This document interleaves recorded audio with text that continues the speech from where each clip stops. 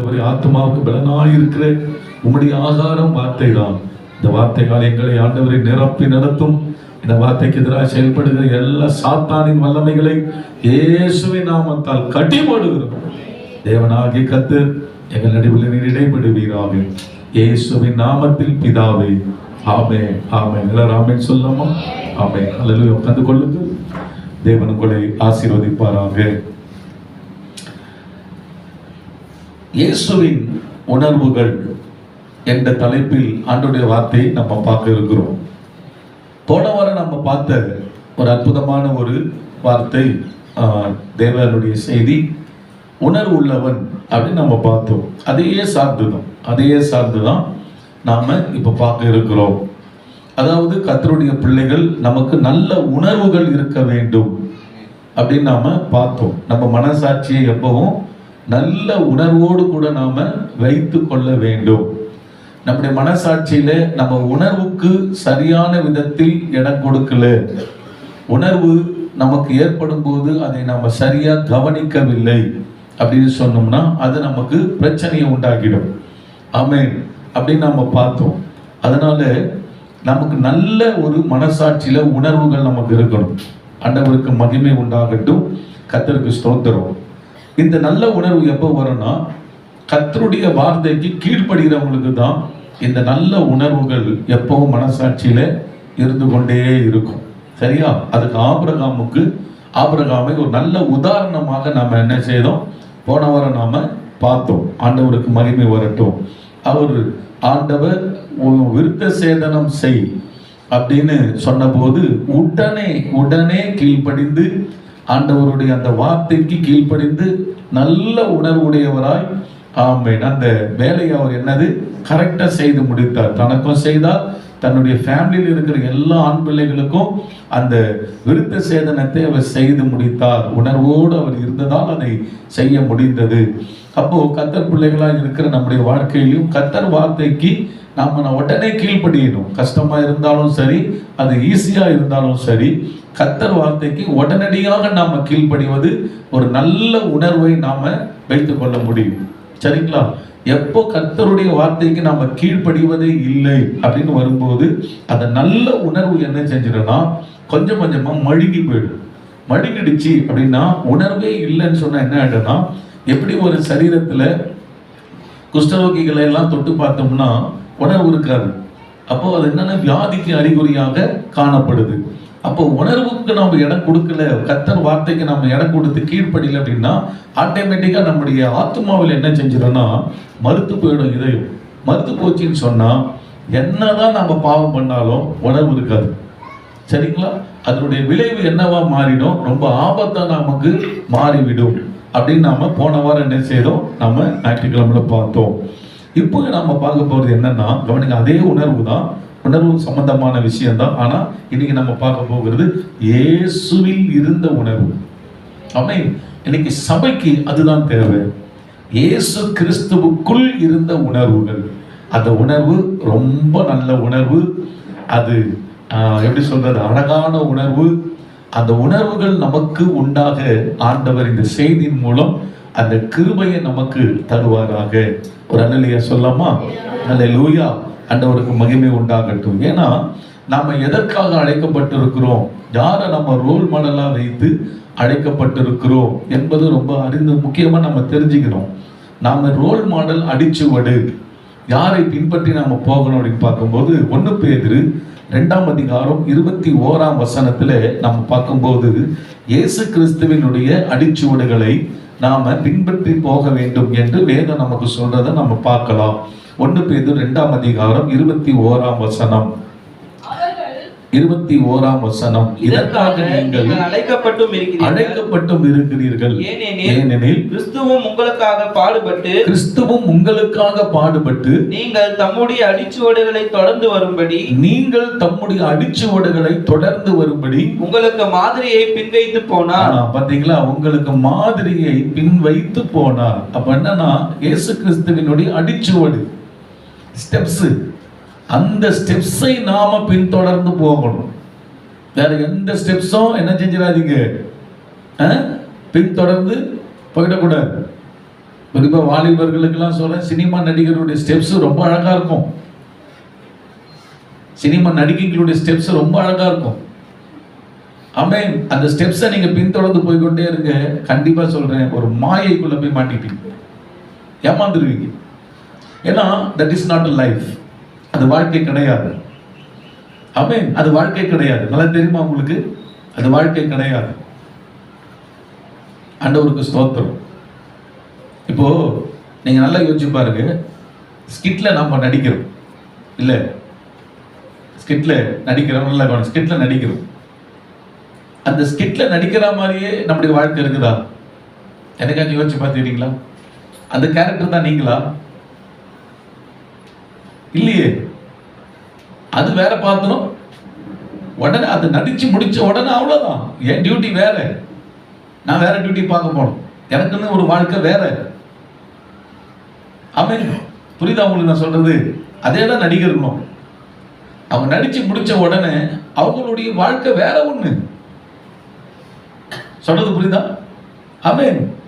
அவங்க சினிமாவுக்காக பல டூப்ளிகேட் போட்டு பல காரியங்களை செய்து மேக்கப் போட்டு அப்படி இப்படி பயங்கரமான பண்ணுவாங்க.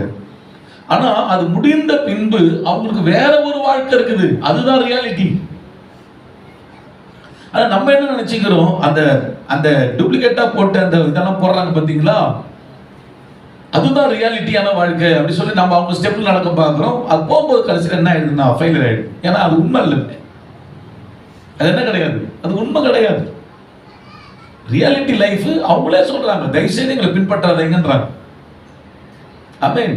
நல்ல சினிமா நடிகர்லாம் சிலர்லாம் பேட்டி கொடுக்கும்போது பார்த்தீங்கன்னா, நான் பார்த்து நினச்சிக்காதீங்க, அந்த பேப்பர்ல பார்த்து தயவு செய்து எங்களை பின்பற்றாதீர்கள், ஏன்னா எங்களுடைய லைஃப் வேற ஒண்ணு, நீங்க என்ன பண்ணிட்டு இருக்கிறீங்க, இதுதான் நினைச்சு நீங்க பின்பற்றாதீங்க அப்படின்னு சொல்றதை பார்க்கிறோம்.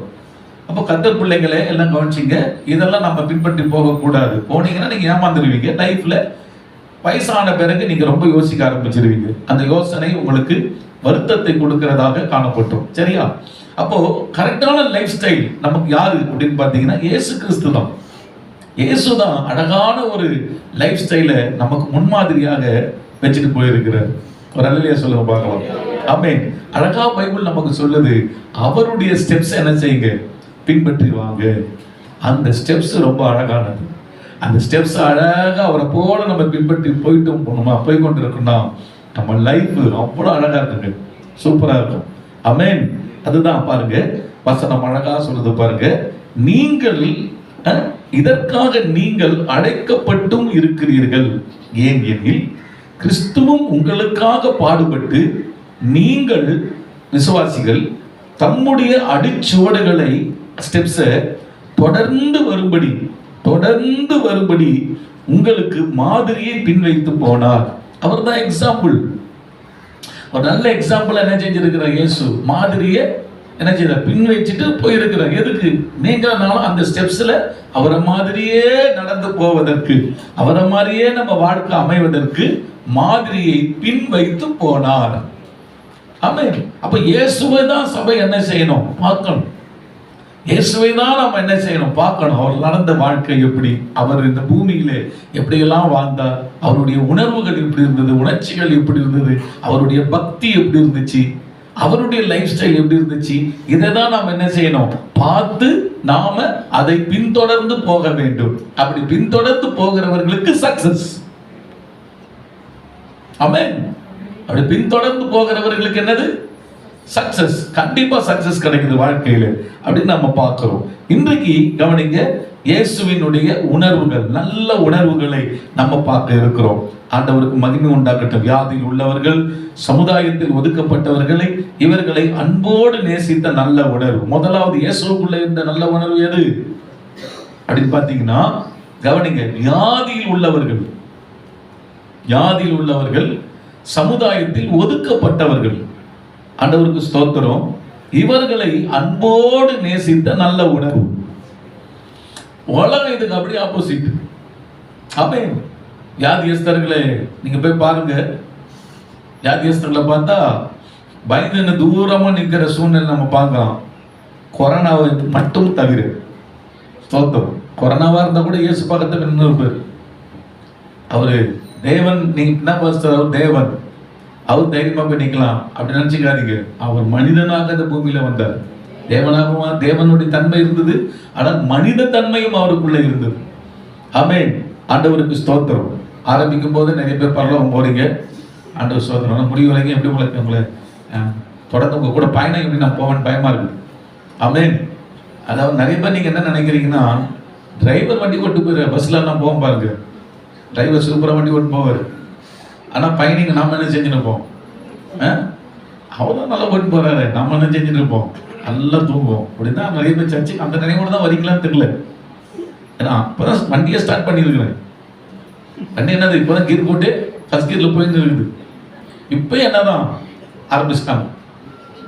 கரெக்டாக 1 மணி நேரம் நல்லா என்ன செய்வோம், போயிட்டு கரெக்டாக அது முடிச்சிடுவார். இப்படி 1 மணி நேரத்தில் ஊர் வந்து சேர்ந்துடும், ஃபர்ஸ்ட் சர்வீஸ் முடிஞ்சிடும். சரியா? அழகாக இறக்கி விட்டுருவாரு பாஸ்டர், வீட்டுக்கு போயிடலாம் ஜாலியாக. சோத்திரம்.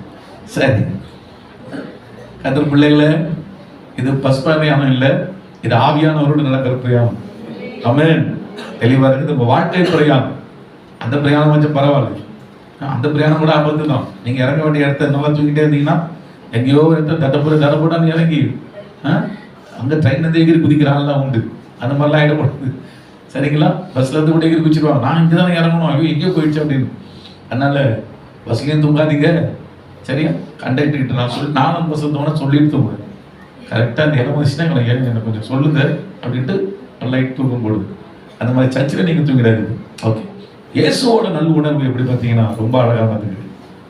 வியாதி உள்ளவர்களை கவனிக்கிறது, சமுதாயத்தில் ஒதுக்கப்பட்டவங்க, சரியா, சமுதாயத்தை சீரழிஞ்சு போனவங்க, இவங்களெல்லாம் போய் என்ன செய்யறாரு, சந்தித்து ஒரு நல்ல உணர்வோடு அவங்க கூட பழகிறது தான் இயேசுவின் உணர்வு. பார்க்கலாமா? மத்தேயு சுவிசேஷ புத்தகம் 8ஆம் அதிகாரம் 1-3 வசனங்களை படிங்க. அவர் மலையிலிருந்து இறங்கின போது திரளான ஜனங்கள் அவருக்கு பின் சென்றார்கள். அப்பொழுது குஷ்டரோகி ஒருவன் வந்து அவரை பணிந்து ஆண்டவரே உமக்கு சித்தமானால் என்னை சுத்தமாக்க உம்மால் ஆகும் என்றான். இயேசு தமது கையை நீட்டி வசனம் போடுமா, அவனை தொட்டு, இது ஆட் பண்ண வேண்டாம், நீ வசனம் போடுங்க. நடுவுலையா இப்போ இல்லை, நீ வசனம் போடுங்க. வசனம் எல்லாம் கவனிக்கணும், அப்புறம் பார்க்கலாம். இயேசு தமது கையை நீட்டி அவனை தொட்டு, எனக்கு சித்தமுண்டு சுத்தமாகு என்றால் உடனே குஷ்டரோகம் நீங்கி அவன் என்ன செய்தான்? சுத்தமானான் அப்படின்னு பார்க்கிறோம். கரங்களை வைத்து கர்த்தரை நம்ம ஸ்தோத்திரம் பண்ணுவோமா? அல்லேலூயா. நல்லா கவனிங்க. அப்போ ஒரு குஷ்டரோகி முதல் நல்லா கவனிங்க, வியாதியஸ்தன். சரியா? வியாதியஸ்தன். வியாதின்னு வந்துட்டாவே நல்லா கவனிங்க. செல்லெல்லாம் கொஞ்சம் சைலண்ட்ல வச்சிருங்க. செல்போன் எல்லாத்தையுமே சைலண்ட் மோட்ல போட்டுருங்க. சரியா? ஓகே. வியாதியஸ்தன், வியாதின்னு வந்துட்டாவே நீங்க நல்லா கவனிங்க. சமுதாயம் என்னதான் சொல்லுங்க, கொஞ்சம் கஷ்டம்தான். வியாதி, அதான் வியாதி வராதபடிக்கு சபை ஜனங்க என்ன செய்யணும்? உங்களை ஆரோக்கியமா வைத்துக் கொள்ளணும். ஒரு வயசாயிட்டு ஒரு வியாதி வருது, அது ஓகே, பிரச்சனை கிடையாது. சின்ன வயசுலயே நிறைய பேருக்கு என்ன செய்யுது, வியாதி வருது. சின்ன வயசுல நிறைய பேருக்கு வியாதி வருது. வாலிபத்துல வியாதி வருது. ஏன் வாலிபத்துல எதுக்கு வியாதி வருது அப்படின்னு நம்ம பார்த்தோம்னா, வாலிபத்தை சரியா கர்த்தருக்கு ஒப்பு கொடுக்காததால வியாதிகளை சம்பாதித்துக் கொள்றாங்க. ஆமென். நிறைய பேர் பார்க்கிறோம், வாலிப வயசு 30 வயசு, 25 வயசு, 27 வயசு, கல்யாணமே ஆகல, உடனே என்ன செய்யறாங்க, கிட்னி இதாயிடுச்சு, கிட்னி ஃபெயிலியர் ஆச்சு, அதாச்சு இதாச்சு. எப்ப என்னப்பா என்னதான் நடக்குது அப்படின்னு பார்த்தோம்னா, வாலிப வயதை என்ன செய்யறதில்லை, சரியாக அவங்க கவனித்துக் கொள்வதில்லை, மெயின்டெனன்ஸ் பண்ணுவதில்லை. நல்ல கவனிப்பா வாலிபர்களை எல்லாரும் கவனிங்க, புருஷர் கூட கவனிங்க. நீங்க செய்கிற ஒரு பாவமும் தவறும் உங்களை வியாதிக்கு நேராக நடக்கும். சொல்றது உங்களுக்கு புரியுதா? நீங்கள் செய்கிற எந்த ஒரு தவறும் எந்த ஒரு பாவமும் நம்ம என்ன செய்யும்? வியாதிக்கு நேராக நடத்தும். அநேக வியாதிகள் பாவத்தின் விளைவாக தான் வருது. ஆமென். இப்போ ஒரு சகோதரருக்கு கிட்னி ஃபெயிலியர் ஆயிடுச்சு, ஏதோ வயிற்றுல குடல் ஒரு மாதிரி அழுகி போன மாதிரி இருக்குது, ஃபுல் குடலையுமே வெட்டி எடுக்கணும் அப்படின்றார். அவருடைய லைஃப்பை நம்ம நல்லா கவனிச்சு பார்த்தா ஏதோ ஒன்று அப்படின்லாம் கிடையாது. அவர் நல்லா குடிக்கிறவராக இருப்பார். சரியா? தன்னுடைய வாழ்க்கையை அவர் சரியா என்ன செய்யல அவர் சரிப்படுத்திக்கல. அந்த வாலிபத்துல அந்த குடி பழக்கத்தெல்லாம் விடலை.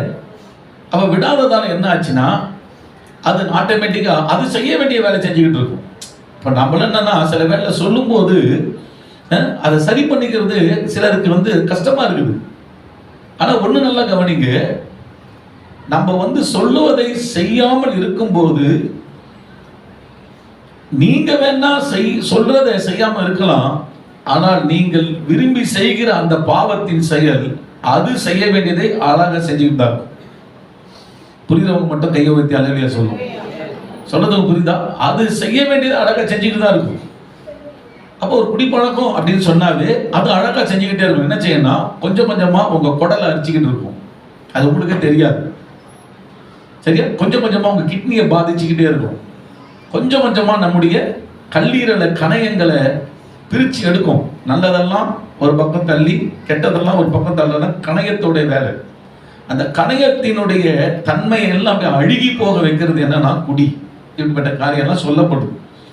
அப்போ கர்த்தர் பிள்ளைங்க நல்லா கவனிங்க. சின்ன வயசுலயே 20 வயசு, 25 வயசு, 30 வயசு, 37 வயசு, 40 தவிர முடியல.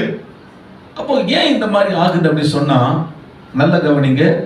இந்த வியாதி எது வருதுன்னா பாவத்தின் விளைவு தான். புரியுதா? அதனால்தான் ஆண்டவர் அடிக்கடி சொல்றாரு, பாவம் என்ன பண்ணாதீங்க, செய்யாதீங்க. நமக்கு தான் நீ பாவம் செய்யாத நம்ம ஜாலியாக அப்படி செய்யறதை விட்டுட்டு நம்மளை இப்படி கட்டுப்படுத்துறாங்களே, அப்படி கிடையாது. ஏன்னா உனக்கு தான் அது வேதனையை அனுபவிக்க போறோம். உங்களுக்கு தான் என்னது அது, நமக்கு தான் என்னது பிரச்சனையா மாறிடும். ஆமென். அதுக்கு பிறகு ஆயுஷ் நாள் அதிகமாக தாங்காண்டவரு ஊக்கமா ஜெபம் பண்ணுங்க, கர்த்தரின் கரம் தொடுவதாக. சரியா? அப்படிலாம் நம்ம ஜெபம் பண்றதுல வேஸ்ட், வீணு. ஏன் சொல்லுங்க? கர்த்தர் எவ்வளவு வசனத்தை நமக்கு என்ன செஞ்சுட்டாரு, கொடுத்துட்டாரு. சரியா? அதனால கர்த்தர் பிள்ளைகளே, வியாதி நீங்க வந்துட்டாவே தள்ளப்படுகிற சூழ்நிலைக்கு போயிடுவேன். அதனால நீ உன்னை கவனமா காத்துக்கோ. ஆமென். கவனமா உங்களை நீங்க தான் என்ன செய்யணும்? பாவம் எதுவும் அணுகாதபடிக்கு கவனமா உங்களை என்ன செய்யணும்? கண்டிப்பா காத்துக்கொள்ளணும். ஆண்டவர் சோதனை யாருன்னா அப்படி இருந்தீங்கன்னா, குடிப்பழக்கம் தான் கிடையாது, வேற எந்த பழக்கமும் சரி, சரியா? எது இருந்தாலும் சரி, உடனே இன்னைக்கு கர்த்தர் நமக்கு ஒரு வாய்ப்பை கொடுக்குறாரு. ப்ளீஸ் கம், வெளியே வந்துருங்க. உங்களுக்கு நல்ல ஆயுசுனால கர்த்தர் தருவார் என்று நான் விசுவாசிக்கிறேன். இதெல்லாம் ஒரு வாய்ப்பு கொடுக்குறார். மெசேஜ்ல பேசுற கர்த்தர் இதெல்லாம் நீங்க என்ன செஞ்சிடணும்? வெளியே வந்து விட வேண்டும். ஆண்டவர் இன்னைக்கு உங்க இப்படி வந்துட்டீங்கன்னா, இந்த நேரமே நீங்க அதை உணர்ந்து வந்துட்டீங்கன்னா, ஆண்டவர் சொல்றார், இன்னைக்கே உன்னை நான் அற்புதமாக உன்னை நான் வழி நடத்துவேன். இனி உன்னுடைய உறுப்புகள் பாதிக்காதபடிக்கு என் வார்த்தைக்கு கீழ்ப்படிந்து வந்தா உன்னை நான் என்ன செய்வேன்? இனி வருகிற காலத்தில் ஆயுசை கொடுத்து நடத்துவேன். ஆமென். அதனால கர்த்தர் பிள்ளைங்க இதை மனதில் வைத்து நீங்கள் செயல்பட வேண்டும். அப்போ வியாதியோட வரான், குஷ்டம் பிடிச்ச அவனுக்கு என்ன வியாதி? குஷ்டரோகம் என்று சொல்லும் போது இஸ்ரேல் உடைய மக்கள் என்ன சொல்லப்பட்ட கர்த்தருடைய வார்த்தையை சொல்றது, அவனை பாளையத்துக்கு புறம்பே தள்ளி விடுங்கள், அப்படிதான் தேவ வார்த்தை சொல்றது. ஏன்னா முடியாது. இந்த குஷ்டரோகியை இன்னொருவன் தொட்டால் அவனுக்கும் குஷ்டம் என்ன செஞ்சிடும்? வந்துவிடும். எப்படி கொரோனா வரும்போது என்ன செய்யணும்? எல்லாரும் ஓடணும், பயந்து ஓடணும். சரியா? அதாவது உண்மையா நடந்த விஷயம். ஒருத்தர் ட்ரெயினில் ஏறி இருக்கிறார். அதான் கொரோனாவோட ஸ்டார்டிங். ட்ரெயினில் ஏறி இருக்கிறார். எல்லாம் அவங்கவுங்க சீட்டை பிடிச்சி புக் பண்ணி எல்லாம் சீட்டை வச்சிருக்காங்க. இவங்க புக்கும் பண்ணல, ஒன்றும் பண்ணல. இருந்தாலும் சீட்டு வேணும். யோசிச்சு பார்த்தோம், கொரோனா அப்போதான் ஆரம்ப டைம். நேராக போய் எல்லாம் சுற்றி பார்த்துட்டு அப்படின்னா எல்லாம் பெட்டி கிட்டி பக்கத்து கம்பவுண்டுக்கு சீட்டே எல்லாம் அவ்வளோ பரவாயில்ல, எல்லாம் மட்டான் கொடுக்குறது. உண்மையாக நடந்தது, எல்லாம் மட்டான். அவன் அழகாக போய் உட்காந்துன்னு பேகை வச்சுட்டு சூப்பராக தூங்கின பையனாக இருக்கு. ஆக்சுவலாக இறங்கி வந்து சொல்கிறான், எனக்கு கொரோனாவில் ஒன்றும் இல்லை, ஒரு தும்பல் போட்டேன், எல்லாருக்கும் பயம் வந்துச்சு, எனக்கு சீட்டு வேணும், வேற என்ன பண்ணுறது?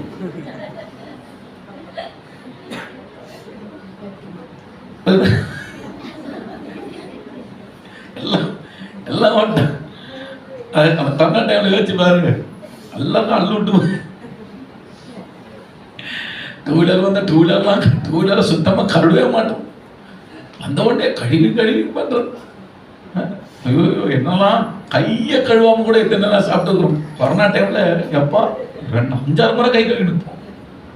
காசை என்னும் அது எண்டத்துக்கு கூட சோத்திரம்.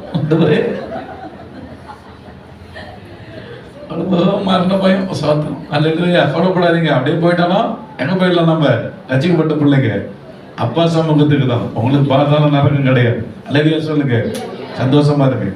ஓகே சரி. அப்போ ஜாதி அப்படின்னு வரும்போது என்னதான், சமுதாயம் ஒதுக்கி வச்சிடும். அதனாலதான் ரொம்ப கவனமா நீங்க இருக்கணும். சரியா, ஜாதி இருக்கணும். 2வது, சமுதாயத்தில் வியாதி உள்ளவர்கள் ஒதுக்கப்படுகிறாங்க. சாதாரணமாகவே சில சூழ்நிலைகளால ஒதுக்கப்பட்டோம். அப்படி ஒதுக்கப்பட்ட சமுதாயத்தின் நடுவுல இயேசு எப்படி இருக்கிறார் பாருங்க. அந்த வார்த்தை எனக்கு ரொம்ப பிடிக்கும். நிறைய முறை நான் படிக்கும் போது அந்த நின்று நான் யோசிப்பேன் ஆண்டவரோட அன்பை பாருங்க. 1ஆம் வசனத்திலிருந்து, அவர் மலையிலிருந்து 8:1 படிக்கிறேன். இறங்கி வந்த போது திரளான ஜனங்கள் அவருக்கு பின் சென்றார்கள். அப்பொழுது குஷ்டரோகி ஒருவன் வந்து அவரை பணிந்து, அவனுக்கு எவ்வளவு வலி தெரியுமா, பணிந்து என்ன சொல்ற, ஆண்டவரே உமக்கு சித்தமானால் என்னை சுத்தமாக்க உம்மால் ஆகும் என்றார். இயேசு தமது கையை நீட்டி அவனை தொட்டு. அதுதான் விஷயம். ஆமென். நான் இப்படி யோசிச்சு பார்த்தேன், அந்த குஷ்டரோகம் இவர் மனிதனாய் வந்தார். நீங்க இப்படி திங்க் பண்ணக்கூடாது, அவர் தெய்வம், அவருக்கு ஒரு நோய் அணுகாது அப்படிலாம் நினைச்சிடக்கூடாது. அவரும் சொல்றாரு, எப்பா நரி கூட இடம் இருக்குது, கூட்டு பறவைகள் கூட என்ன செய்யுது, தங்கறதுக்கு இடம் இருக்குது. ஆனா மனுஷகுமாரங்கெல்லாம் கண்ண கிடையாது, தலை சாய்ச்சி படுக்க கூட இடம் இல்லை அப்படின்றது. அந்த டயர்ட்னஸ், உடம்புக்கு டயர்ட்னஸ், ஏன்னா மனிதனா வந்தார். அப்போ தூரமா இருந்து ஒரு ஜபத்தை செய்து அவனை சுகமாக்கிட்டு இருக்கலாம். ஆனா நல்லா கவனிங்க, எப்பவுமே தொடுதல் ஒரு நல்ல உணர்வை கொண்டு வரும். சொல்றது புரியுதா உங்களுக்கு? தொடுதல் ஒரு நல்ல உணர்வை ஜனங்க நடுவில் கொண்டு வரும். தேவன் மகா பெரியவர், எல்லாவற்றையும் அண்ட சராசத்தையும் படைத்தவர். ஆனா அந்த குஷ்டரோகிய தூரமா இருந்து என்ன செஞ்சிருக்க முடியும் ஆண்டவர்? ஆமா, எனக்கு சித்தம் உண்டு, சுத்தமாக்கும் பிதாவே இவனை சுத்தமாக்கி விடும் அப்படி தூரமா இருந்து செஞ்சிருக்க முடியும். ஆனா என் வசனம் அழகாக ஆவியானவர் எழுதி வச்சிருக்கிறார். அவனை சுகமாக்குறதுக்கு முன்னாடி அவனை தொடர ஆண்டவர். ஆமென் சொல்லுங்க பார்க்கலாம். இயேசு அவன் என்ன செய்யறார், தொடுகிறதை பார்க்கிறோம். கண்டிப்பா தேவனுடைய வார்த்தையிலே சுகம் உண்டு. அந்த தொட்டு எனக்கு சித்தம் உண்டு சுத்தமாகு என்று சொல்லும் போதே, தூரமா இருந்தவர் சொல்லும் போது கூட சுகமாயிட்டு இருப்பான். அப்படிதானே? லாசரை கல்லறையில கொண்டு போய் வச்சு 4 நாள் ஆச்சு. லாசரை போய் தொட்டுலாம் சுகமாக்கினாரா? கிடையாது. கல்லறை வெளியே இருந்து லாசரை வெளியே வா அப்படி சொன்ன உடனே அந்த வல்லமை உள்ள வார்த்தை போய் லாசரை உயிரடைய செய்து உறுப்புகள் எல்லாம் உயிரடைந்து அவன் வெளியே வந்ததை நம்ம பார்க்கிறோம். அந்த மாதிரி இந்த குஷ்டரோகிய கூட நீ சுத்தமாக தூரமா சொல்லியிருந்தாலும் சுத்தமாயிட்டு இருப்பான். ஆனா அவனுக்கு இந்த நேரத்துல அரவணைப்பு தேவை. சொல்றது உனக்கு புரியுதுங்களா? அவனுக்கு அரவணைப்பு தேவை. இந்த நேரத்தில் அவனுக்கு ஒரு அன்பு தேவை. ஆமென்.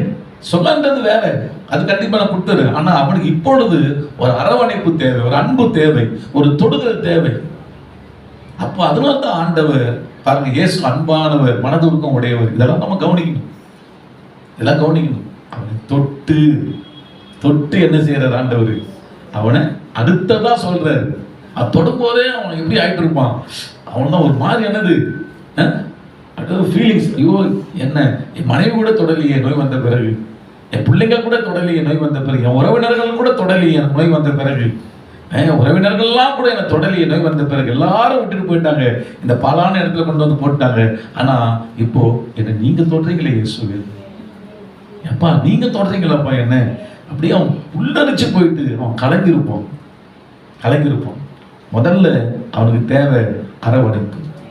ஆமென். அது நல்ல உணர்வு. இயேசுவுக்கு என்னது, ஒரு நல்ல உணர்வு இருக்கிறத பார்க்க. இப்போ கர்த்தர் பிள்ளைகளை நீங்களும் நான் எப்படி இருக்கிறோம் யோசிங்க. இங்க வந்திருக்கிற நாம் எல்லாரும் எப்படி இருக்கிறோம்?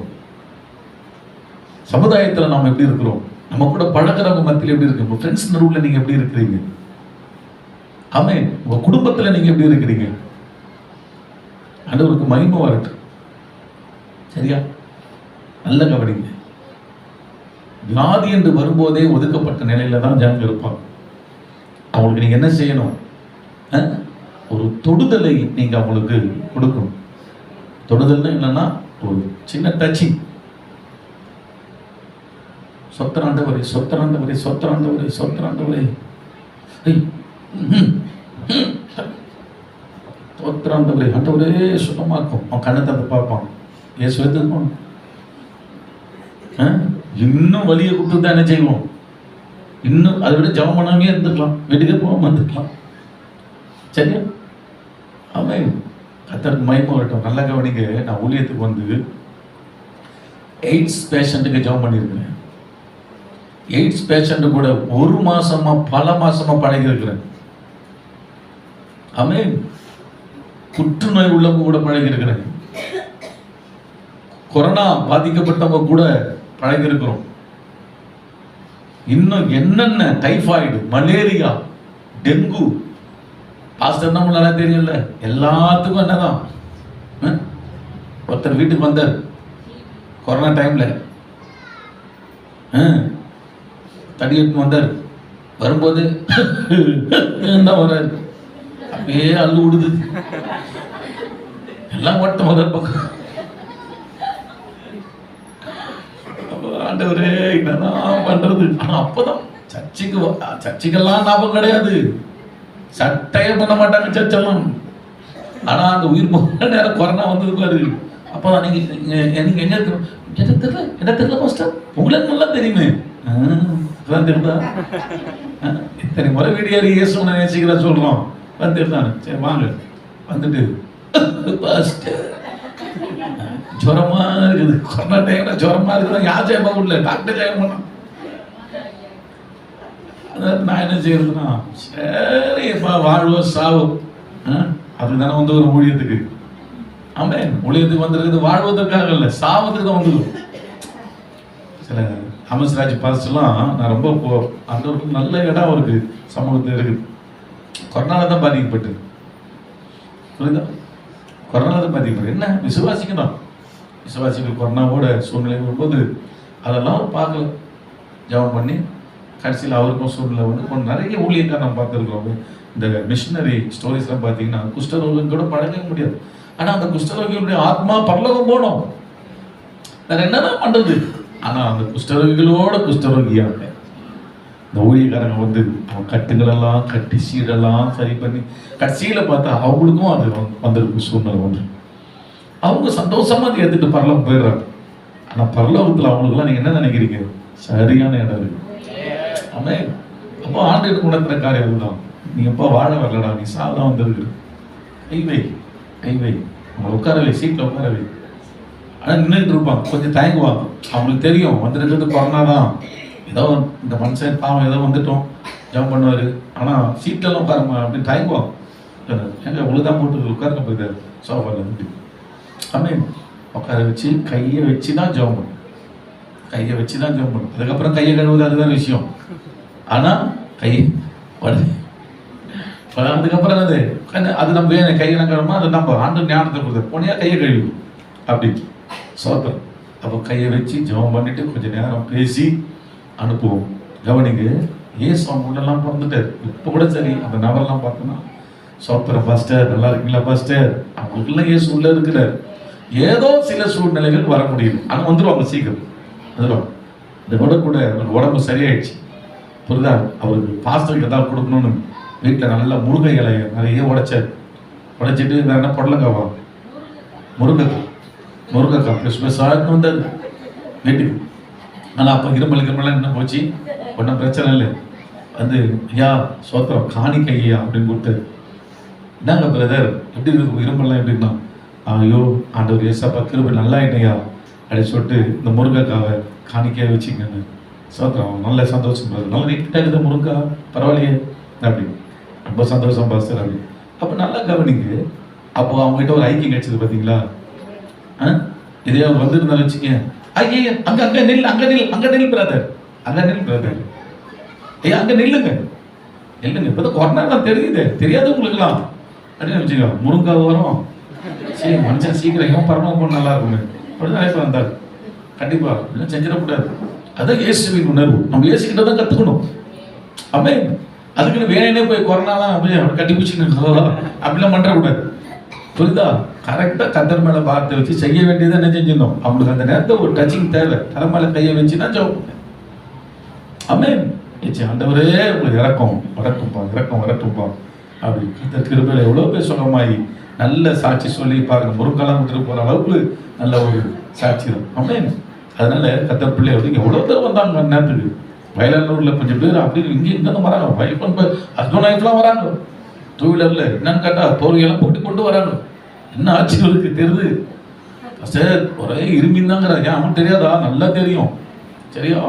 எனக்கும் கொஞ்சம் இருமல் வருது பாஸ்டர், அடுத்தது எனக்கு தான்ன்ற மாதிரி வரும். சோத்திரம். புரியுதா? அப்படிதான். ஆனாலும் ஆண்டு சொல்ற மனது இருக்கும். கையை வச்சு ஜெபம் பண்ணு, நான் இருக்கிறவங்க கூட.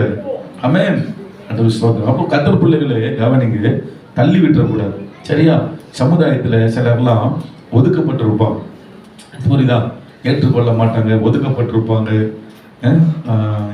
அப்படிதான். இப்படிப்பட்ட ஆளுங்களாம் நீங்கள் என்ன செய்யணும்? ஒரு டச்சிங் கொடுக்கணும்.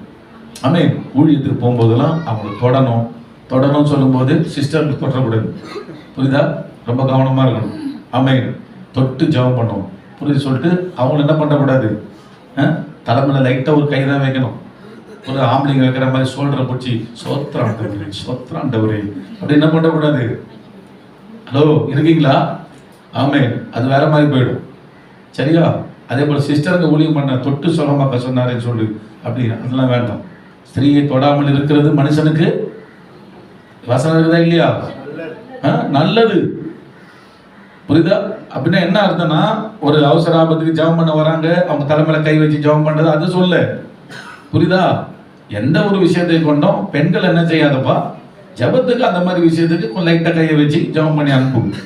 ஆனா என்ன செய்யக்கூடாது, ஷோல்டர் மேல கையை போட்டுக்கின்னு தொடர்றது, அந்த பிசினஸ்ல என்ன செய்யக்கூடாது, அதெல்லாம் இருக்கக்கூடாது. சரியா? டீசெண்டா பழகணும். ஒரு ஸ்திரீங்க சொன்னா ஒரு தூரமா 2 அடி தூரமா நின்று ஒரு பேசி அவங்களுக்கு நம்ம ஜெபம் பண்ணி ஒரு இதுக்காக ஒரு சின்ன கையை வச்சு, ஏன்னா தொடு வியாதிஸ்தர்கள் மீது கைகளை வைப்பீர்கள் வசனம் இருக்கு. அப்போது ஒரு சுகமாக கை வைப்பாங்கன்னு சொன்னா ஷோல்டர் மேல கை வச்சிடக்கூடாது.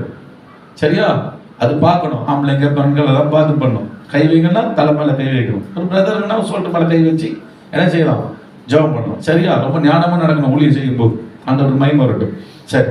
அப்போ இப்படி ஜெபம் பண்ணும்போது அவங்களுக்கு என்னன்னா ஒரு நல்ல ஒரு உணர்வுகள் ஏற்படும். நம்மளை ஒதுக்குறாங்களே, நம்ம தள்ளுறாங்களே, அப்புறம் வியாதி நம்மளை ஒதுக்கிட்டாங்களே அப்படின்னு சொல்லும்போது அவங்களுக்கு ஒரு நல்ல உணர்வு என்ன செய்யும், உண்டாகி ஆமென், உடல் ரீதியாகவும் அவங்க சுகமடைவாங்க, ஆத்ம ரீதியாகவும் அவங்க நல்ல உணர்வுகள் அவங்க அடைவாங்க. அதில் ஒரு சந்தோஷம் வரும். ஆமென். இதுதான் இயேசு கிறிஸ்துவினுடைய ஊழியம். ஆமென். இப்போ அந்த ஒரு சின்ன வீடியோ நம்ம பார்ப்போம். கவனிங்க, அது ரெடி பண்ணுமா. கவனிங்க, வட மாநிலத்தில் நீங்களாம் போனீங்கன்னா ஐயோ ரொம்ப எதிர்பார்ப்பாங்க. வட மாநிலத்திலலாம் ஒரு மெசேஜை கொடுத்துட்ட பிறகு அப்படியே பாஸ்டர் ரொம்ப என்ன பண்ணுவாங்கன்னா எதிர்பார்ப்பாங்க. அவங்க தலைமையில கை வச்ச உடனே அவங்களுக்கு அவ்வளோ மகிழ்ச்சி, அவ்வளோ சந்தோஷப்படுவாங்க. புரியுதுங்களா? பெண்கள் ஆண்கள் எல்லாருமே சகோதரர்கள்லாம் லைட்டா ஒரு டச்சிங் கொடுத்தாவே போதும், ஒரு தட்டினாவே போதும், உடனே அவ்வளோதான் பாஸ்டர் ஜி என்ன ஜி பானி குடிக்கிறீங்களா ஜி அவனே இப்படியே கூட்டு போவாங்க. வாங்க பாஸ்டர் ஜி போட என்ன சொல்லுவாங்க இந்தியில.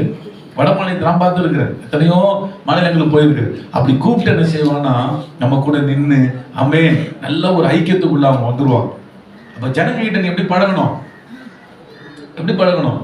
இப்போ ஒரு கவனிங்க, சாவு வீட்டுக்கு போறீங்க, ஒரு இறந்துட்டாங்க வீட்டில், கவனிங்களேன், அது அப்புறம் பாருங்க, நான் போடும்போது நீங்க பாருங்க. இப்போ என்ன பாருங்க, இப்போ இறந்துட்டாங்க யாரோ ஒரு வீட்டில் ஒரு டெத் ஆயிடுச்சு, ரொம்ப கண்ணீர் வெடிச்சுக்கிட்டு இருக்கிறாங்க. அந்த வீட்டில் போய் என்ன செய்யணும்?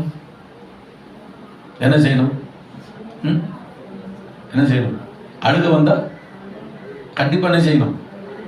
நிறைய பேர் அழாதீங்க, சபிக்கப்பட்ட ஜனங்களே. சில பாஸ்டர்களை பார்த்துருக்கீங்களா? சபிக்கப்பட்டவர்களே, விசுவாசம் இல்லாத சொந்ததிகளே. செது உன வீட்டில் அழாம யார் என்ன செய்வோம்? சிரிச்சுட்டா இருப்பாங்க. ஆமென். புரியுதா? சா வீட்டில் என்ன செய்வாங்க? அழுவோம். ஆனா அந்த அழுக உண்மையா இருக்கணும். அதான் ஆண்டவர் எதிர்பார்க்கிறது. சும்மா டூப்ளிகேட்டா என்ன செய்யக்கூடாது. நிறைய முறை நான் சொல்லியிருக்கேன், உண்மையா இருக்கும். சிலருக்கு அழுவ வராது. அழுவாரு. சிலருக்குலாம் அழுவாரு, உள்ள வருத்தம் இருக்கும், ஆனா என்ன செய்யாது, கண்ணில் தண்ணீர் வராது. சிஸ்டருக்கு மாதிரி வராது, கண்ணீர் விடுதலை சிஸ்டருக்கு மாதிரி எக்ஸ்பர்ட் யாருமே கிடையாது. ஆமென். அப்படி ஒண்ணுன்னாவே என்ன செய்யும், எங்கதான் அந்த அருவியும் நதியும், புரியுதா, எல்லா நதியும், காவேரி, கோதாவரி, எல்லா நதி அவங்க கிட்ட தான் இருக்குது. சரியா? அப்படி இன்னாவே போதும், அப்படியே அந்த அழுதே நம்மளை கரைச்சிருவாங்க. சோத்திரம். புரியுதா? அந்த மாதிரி ஜென்ஸுங்களுக்கு அழு வராது. நமக்கு அந்த நேரத்தில் அவ்வளவு சுலபத்தை என்ன செய்யாது, அழுவார். நம்ம என்ன செய்யணும்னா, கவனிங்க, அந்த வீட்டில் அந்த ஜென்ஸ் இருப்பார், நம்ம சோல்டர் மேலே கை போடணும், டச்சிங், நல்லா புரிஞ்சுக்க, டச், அது அவங்களுக்கு அவ்வளோ ஆறுதலை கொடுக்கும். ஆமென், ஆமென். சோல்டர் மேலே கை போட்டால் மறுபடியும் சொல்ல, சிஸ்டர் சோல்டர் மேலே போய் என்ன செய்யக்கூடாது, கை போட்டு அவ்வளோ ஆறுதல் கொடுக்கும் சொல்லி, சோத்திரம் சிஸ்டர் டச் பண்ண, அது ஞாபகம் நடக்கும். சிஸ்டருங்க போயிட்டு என்ன பண்ண, புருஷர் அங்கே போய் அவருக்கு இது பண்ணுவார், சிஸ்டருங்க தோல் மேலே போட்டு தட்டி கொடுக்கணும், தடவி கொடுக்கணும். டச்சிங் அவ்வளோ ஒரு ஆறுதலை கொடுக்கும். சொல்றது புரியுதுங்களா? Body language. இது வந்து என்னன்னா, இது நல்லா கவனிங்க, வாய் மொழியில சில வேலை சிலருக்கு வந்து பதில் சொல்ல முடியாது. நான் நிறைய அவஸ்தைப்பட்டிருக்கேன் ஊழியத்துல எல்லாம். ஆறுதல் வார்த்தை என்ன சொல்லுவீங்க? அவ்வளோ பெரிய சோகம் நடந்துடுச்சு, அந்த வீட்டில். கவலைப்படாதீங்க அதெல்லாம் சொல்லிக்கிட்டு இருந்தா வேலைக்கு ஆகாது, அந்த வார்த்தைலாம் வேலைக்கே ஆகாது, எனக்கே நல்லா தெரியும். அப்ப என்னதான், இயேசுதான் நமக்கு ரோல் மாடல். சொல்றது உங்களுக்கு புரியுதா? உடல் மொழியில தான் பேசணும், உடல் மொழியில பேசணும். இயேசு இந்த இடத்துல உன்னை சமுதாயம் எல்லாம் தள்ளி விட்டுச்சுப்பா, நீ குஷ்டரோகி தானே, சமுதாயம் எல்லாம் உன்னை தள்ளி விட்டுச்சுப்பா, சரியா, இதோ நான் ஒன்று தொடறேன் பத்தியா அப்படின்னு சொல்லி தொடல. அப்படிலாம் சொன்னாரா? சொல்லல. அப்படி சொன்னா இன்னும் வேதனைப்பட்டு இருப்போம். சில இடத்துல நீங்க நல்லா கவனிக்கணும், போகும்போது ஊழியம் செய்யும் போது சில இடத்துல சமுதாயத்தை ஜனங்கிட்ட பழகும் போதெல்லாம் அவங்க வியாதி எல்லாம் சொல்லி நீங்க என்ன பண்ணக்கூடாது, அவங்கள இன்னும் கொஞ்சம் வேதனைப்படுத்தக்கூடாது. சொல்றது உங்களுக்கு புரியுதா? உங்களுக்கு எச்ஐவியா அப்படி கேட்டக்கூடாது. நமக்கு தெரியும், அப்படி கேட்டா அவனுக்கு என்னன்னா அப்படியே ஆயிடும், நம்ம கூட பேசவே மாட்டாங்க, போயிடுவாங்க. அப்படி பேசக்கூடாது. உங்களுக்கு இதுவா, உங்களுக்கு அதுவா அப்படி கேட்டக்கூடாது. எனக்குலாம் வியாதி நல்லா தெரியும், ஆனா அது இந்த இதெல்லாம் இதுவா அப்படியா அதெல்லாம் வந்து கேட்கறதுக்குன்னு நமக்கு வாய்ப்புகள் இருந்தாதான், அது அர்ஜென்ட்டா கேட்டுதான் நான் ஆகணும், அப்படின்னா தான் கேட்பேன். இல்லைன்னா என்ன செய்யக்கூடாது, கேட்கக்கூடாது. கவலைப்படாது சிஸ்டர், கவலைப்படாது. நமக்கு தெரியுத, அதை கேட்டு தான் தெரியணுமா? நம்ம தான் ஊர்லயே கேட்டுக்குமே. நம்மள சாதாரண ஆளா ஒரு வீட்டில் போய் உட்காந்து என்னவா அவனுக்கு என்னவா அவளுக்கு கேட்குறோமா இல்லையா? நல்ல பிள்ளைங்க மாதிரி வீட்டுக்குள்ள உட்காந்துக்கிறோம், கத்தரையே வெளிப்பட்டுறோம், சௌத்தம், சரியா? அதனால நமக்கு தான் தெரிஞ்சு என்ன போய் அங்கே போய் என்ன உனக்கு அதெல்லாம் மாத்துது. நம்ம தெரிஞ்சு அவங்கள போய் கேட்கக்கூடாது, நமக்கே தெரியும், கேள்விப்பட்டோம், நீங்க கவலைப்படாதீங்க அப்படின்னு தான் பேசணும். அப்ப இதெல்லாம் இயேசு இன்னும் அவர்கிட்ட சொல்லக்கூட இல்லை.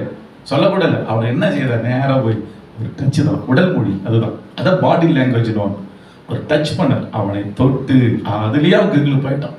அதுலயே அவன் ஒரு எப்படி ஆயிட்டான், ஒரு ஃபீலிங்ஸ், ஐயோ யாருமே என்ன தொட்டது இல்லையே, குஷ்டரோகம் வந்து பல வருஷம் ஆச்சு, என்ன யாருமே தொட்டது இல்லையே, இயேசு அவன் தொட்டுட்டாருப்பா, தெய்வம் என்ன தொட்டுட்டாரே, மனிதனா வந்து தொட்டாரே, ஒரு மனுஷன் என்ன தொட்டாரே, அதுலயே அவன் ஆத்மா ரொம்ப அவனை சுகமாக்கிட்டு இருக்கோம். அப்படி சரீரத்திலையும் சுகம், ஆத்மாலையும் சுகம். இன்னைக்கு நம்ம நிறைய சரீர சுகத்தை தான் நம்ம பார்க்கிறோம், ஆத்ம சுகத்தை நம்ம பார்க்க மாட்டோம். இயேசு சரீர சுகத்தையும் கொடுத்தார், ஆத்ம சுகத்தையும் கொடுத்தார். ஆத்ம சுகம் எது? டச்சிங்.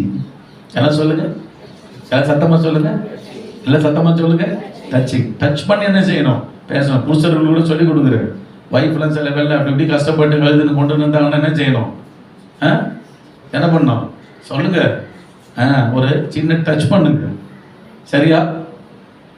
சிஸ்டருங்களே எப்ப பாரு அழுதுங்க, நம்ம தப்பு பண்ணிட்டோம் தெரியுது அப்படின்னு சொன்னா ஒரு சின்ன டோல் என்ன செய்யலாம், அப்படி தட்டி கொடுக்கலாம். ஆமென் சொல்லுங்க, அல்லேலூயா. அப்படி கையை பிடிச்சி சரி சரி சரி அப்படின்னா அவங்க அப்படியே ஜில்லுன்னு ஆயிடுவாங்க. சொல்றது புரியுதா? இது நீங்க இந்த பக்கம் செய்யலாம். வீட்டுக்காரர் ஒரு மாதிரி நீங்க தான் வேதனைப்படுத்திட்டீங்க, கஷ்டப்படுத்திட்டீங்க, புரியுதா? அவரை அப்படியே கொஞ்சம் என்ன பண்ணுங்க, கொஞ்சம் டச் பண்ணுங்க, அப்படி ஷோல்டர் டச் கொடுங்க, தலையெல்லாம் அப்படி கொஞ்சம் இப்படி பண்ணி கொடுங்க. புரியுதா? அவர் என்ன பண்ணுவாரு, சரி சரி மன்னிச்சிடுறேன் அப்படின்னு கூலிங் ஆயிடுவாரு. நீங்க எங்க தொடர்ந்தே இல்லையே.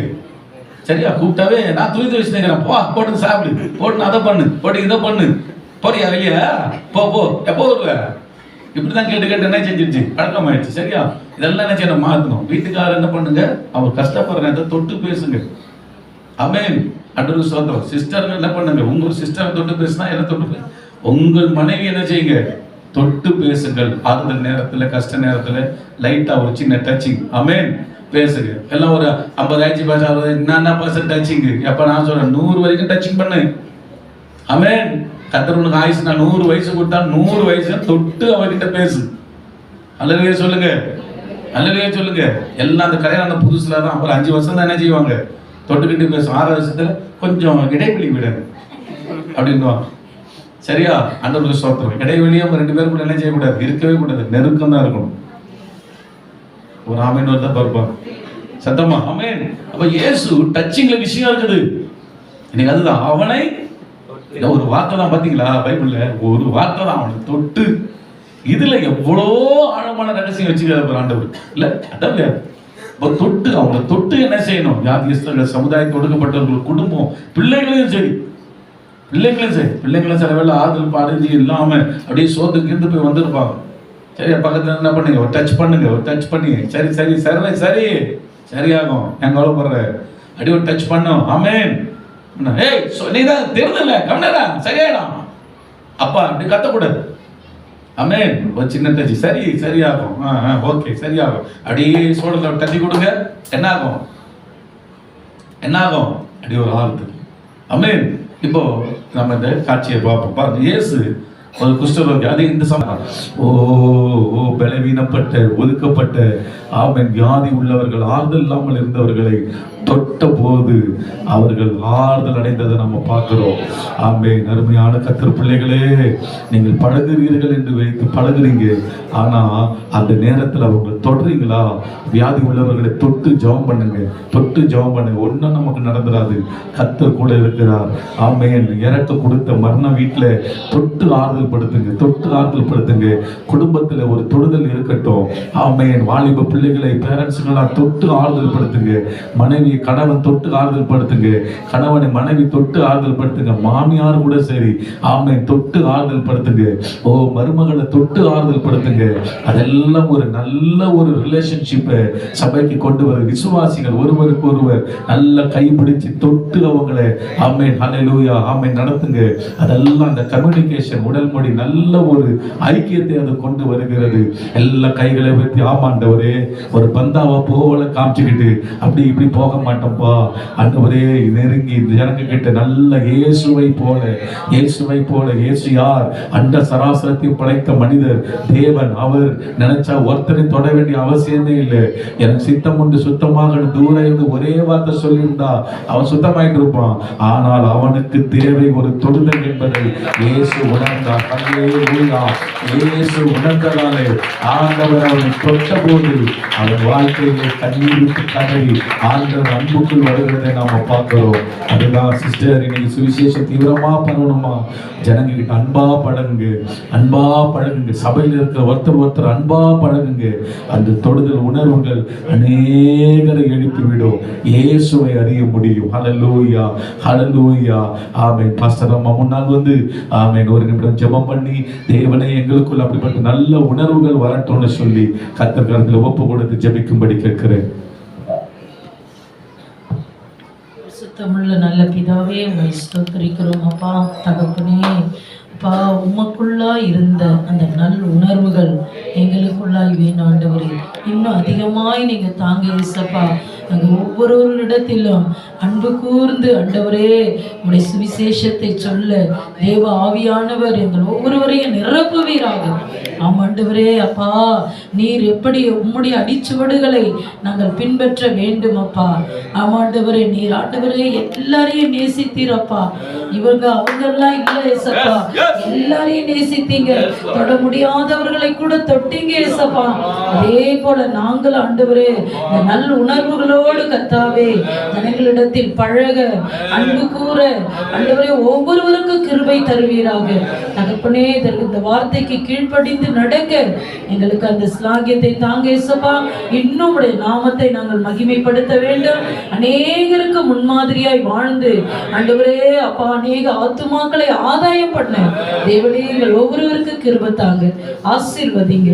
இயேசுவின் மூலம் ஜெபிக்கிறோம் எங்கள் ஜீவனுள்ள நல்ல பிதாவே, ஆமென் ஆமென். எல்லாரும் சேர்ந்து சொல்லுவோம்.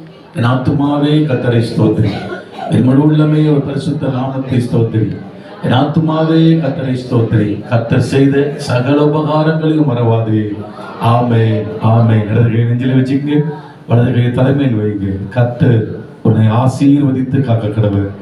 கர்த்தர் தம்முடைய முகத்தை உன்மேல் பிரகாசிக்க பண்ணி உன்மேல் கிருபையாய் இருக்க கடவுள். கர்த்தர் தம்முடைய முகத்தை உன்மேல் பிரசன்னமாக்கி உனக்கு சமாதானம் கட்டளையிட கடவுள். நம்முடைய கர்த்தராகிய இயேசு கிறிஸ்துவின் கிருபையும் பிதாவாகிய தேவனுடைய அன்பும் பரிசுத்த ஆவியானவருடைய அன்பினைக்கமும் சந்தோஷம் சமாதானம் சுகம் பாதுகாப்பு இயேசு ராஜா வருகிறவரை நம் அனைவரோடு கூட என்றென்றைக்கும் இருப்பதாக. ஆமென் ஆமென். எல்லாரும் ஆமென் சொல்லுவோமா? ஆமென். பிரைஸ் தி சிஸ்டர்ஸ், கர்த்தர் உங்களை ஆசீர்வதிப்பார். பிரைஸ் தி பிரதர்ஸ், கர்த்தர் உங்களை ஆசீர்வதிப்பார். ஒருவரை வாழ்த்துங்கள். ஆண்டவர் கரம் உங்களோடு கூட இருப்பதாக. இரண்டாவது